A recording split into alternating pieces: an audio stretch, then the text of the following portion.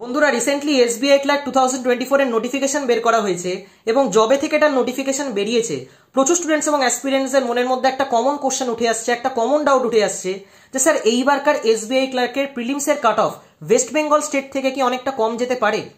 কারণ এর আগের বার এসবিআই ক্লার্কের প্রিলিমসের কথা যদি বলি তো আগের বছর এসবিআই ক্লার্ক 2023 সালে ওয়েস্ট বেঙ্গল স্টেটে ভ্যাকেন্সি ছিল মাত্র 114 খানা এবং আগের বছর ওয়েস্ট বেঙ্গল স্টেট থেকে কাট অফ গেছিল 100 নম্বরের মধ্যে 80 নম্বর। অথচ এইবার ওয়েস্ট বেঙ্গল স্টেট থেকে এসবিআই ক্লার্কের ভ্যাকেন্সি রিপোর্ট করা হয়েছে 1254 খানা, অর্থাৎ আগের বছরের কম্প্যারিজনে এইবার ভ্যাকেন্সি 11 গুণ বেশি আছে। তো ন্যাচারালি এইবার কি ওয়েস্ট বেঙ্গল স্টেটের কাট অফ অনেকটা কম যেতে পারে? তো ডেফিনেটলি বন্ধুরা এইবার এসবিআই ক্লার্কের প্রিলিমসের cut off West Bengal state থেকে অনেকটাই কম তোমরা দেখতে পারবে। যারা ভাবছো যে এইবারও ওয়েস্ট বেঙ্গল স্টেটের কাট অফ আগের বারের মতোই যাবে, অর্থাৎ আগের বার যেমন 100 নম্বরের মধ্যে 80 নম্বর গেছিল এইবারও 100 নম্বরের মধ্যে 80 নম্বর অথবা 81 নম্বর যাবে, একদম ভুল ভাবছো তোমরা। এত নম্বর কোনোদিনও যেতে পারে না, অনেকটাই কম কাট অফ যাবে। তোমরা ওয়েস্ট বেঙ্গল স্টেট থেকে কাট অফ এক্সপেক্ট করতে পারো 69 থেকে 71 এর মধ্যে, অর্থাৎ 69 থেকে 71 নম্বর অথবা 70 থেকে 72 নম্বর ম্যাক্স টু ম্যাক্স যেতে পারে এইবার এসবিআই ক্লার্কের cut off West Bengal state থেকে। তার বেশি যাওয়ার কথা নয়, কারণ 1254 খানা ভ্যাকেন্সি যেখানে রিপোর্ট করা হয়েছে ওয়েস্ট বেঙ্গল স্টেট থেকে, সেখানে প্রিলিমসের পরীক্ষায় যত ভ্যাকেন্সি থাকবে তার 10 গুণ কোয়ালিফাই করবে।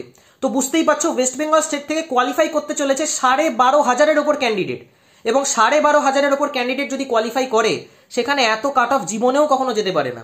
তো ন্যাচারালি কাট অফ অনেকটাই ড্রপ করবে। এসবিআই ক্লার্ক 2023 এর পরীক্ষায় ওয়েস্ট বেঙ্গল স্টেটের ভ্যাকেন্সি ছিল মাত্র 114 খানা, তো ন্যাচারালি প্রিলিমসের পরীক্ষায় কোয়ালিফাই করেছিল 1100 জনের মতো ক্যান্ডিডেট। অথচ এইবার এসবিআই ক্লার্কের ভ্যাকেন্সি আছে 1254 খানা বেঙ্গল থেকে, তো ন্যাচারালি বুঝতেই পারছো এইবার প্রিলিমসের পরীক্ষায় কোয়ালিফাই করতে চলেছে 12,500-এর উপর ক্যান্ডিডেট। তো এত কাট অফ কোনোদিনই যেতে পারে না, কাট অফ অনেকটাই ড্রপ করবে। তোমরা এক্সপেক্ট করে রাখতে পারো ম্যাক্স টু ম্যাক্স 70 থেকে 72 কাট অফ যেতে পারে, ইভেন 70-এর নিচেও কাট অফ যেতে পারে। তো একদম ফুল কনফিডেন্সের সাথে, ফুল মোটিভেশনের সাথে এসবিআই ক্লার্ক পরীক্ষার জন্য প্রিপারেশন নাও। আপকামিং যত ব্যাংকিং এক্সামস হতে চলেছে প্রত্যেকটা পরীক্ষায় ভালো নাম্বার অফ ভ্যাকেন্সি তোমরা দেখতে পারবে, এবং যদি তোমাদের কোথাও গাইডেন্সের প্রয়োজন হয় তো তোমরা গাইডেন্সও নিতে পারো। আমি নিজেও পার্সোনালি সমস্ত ব্যাংকিং এক্সামসের জন্য অনলাইনে ম্যাথস এবং রিজনিং পড়াই, তো তোমরা যদি চাও তো আমার সাথেও কন্ট্যাক্ট করতে পারো। আমার হোয়াটসঅ্যাপ নাম্বার 8617204564। তো যদি তোমরা গাইডেন্স চাও তাহলে কল করো না, হোয়াটসঅ্যাপ করো, কারণ কল অনেক সময় আমি ধরতে পারি না।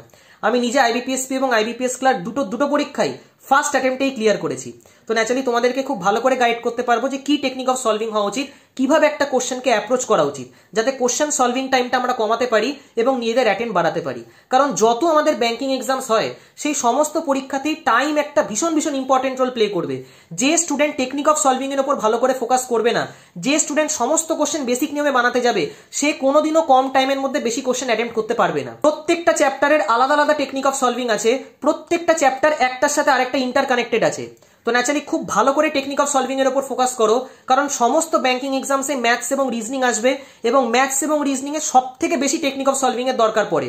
যে স্টুডেন্টের ম্যাথস এবং রিজনিং এর উইকনেস থাকবে সে কোনোদিনও ব্যাংকিং এক্সাম ক্লিয়ার করতে পারবে না, এবং এই কথাটা তোমরা মিলিয়ে দেখে নিতে পারো। এবং এটাই ফ্যাক্ট, কারণ ম্যাথস এবং রিজনিং এর উপর যে ভালো করে টেকনিক অফ সলভিং শিখবে সে প্রচুর নম্বর তুলে বেরিয়ে যেতে পারবে, তো সে সেখানে একটা হিউজ ডিফারেন্স ক্রিয়েট করতে পারবে।